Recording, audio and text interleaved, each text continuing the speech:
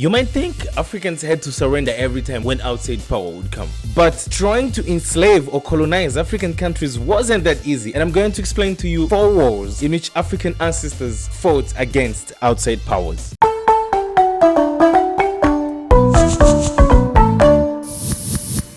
And it's actually so tempting to think they never did anything, since the history is on the side of the colonizer. But I'm not going to accept the shame of saying that my grandfathers never did anything. First, the Anglo-Ashanti War from 1824 to 1900. These were a series of wars between the Ashanti Empire with the British. And Ashanti were winning every time the British would attempt to take their empire until the 4th and the 5th battle. And you should remember that Ashanti is in today's country of Ghana. Second, the AngloZulu War in 1879. It was between the Zulu and the British, and in the southern side of Africa the British already occupied some places, but it was hard for them to get into the Zulu because the Zulu were also armed. And then the British had to provoke the Zulu to start a war, and using so many other methods in order for them to get in, but the Zulu fought very hard against them. The Battle of Adwa in 1871. And it's so amazing to say that Ethiopia did won this war against the Italy, when the Italy were helped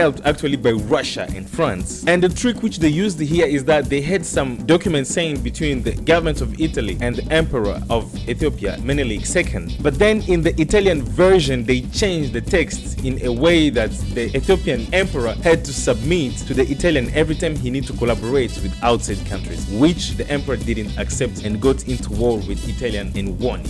For the Malmo Uprising from 1952 to 1960, it was between the Kenya Land and Freedom Army with the British, but the Kenya Land and Freedom Army were called by people Mau Mau. Many Kenyans lost their lives in this war when they didn't have any help from anyone fighting against the British, and the British also used a lot of methods to try to ridiculous them by even giving them a name which they didn't give themselves, the Mau Mau, which was sounding like a much more vulgar name and not too professional as the name which they gave themselves, which is the Kenya Land and Freedom Army. And the Mau Mau had so many interpretations, but according to most sources, the Swahili was Muzungu arudi Ulaya, Mwana-Afrika apate uhuru, which means the foreigners should go back to their land for the African to gain independence. But these are not the only wars. There are so many others which happened in Congo, in Angola, in northern side of Africa, in Nigeria, so many other places. Africans were fighting against the occupation of Western and foreigners in African countries. We should be the one to expose this story, to not make our African ancestors and grandfathers look stupid by making us think that they just came and occupied our lands without us doing anything. Thanks so much for being here. Catch you next time. Hey, my name is Bertin and I'm sharing 100 real stories about events which happened in Africa. And if you want to know more about them, follow or subscribe.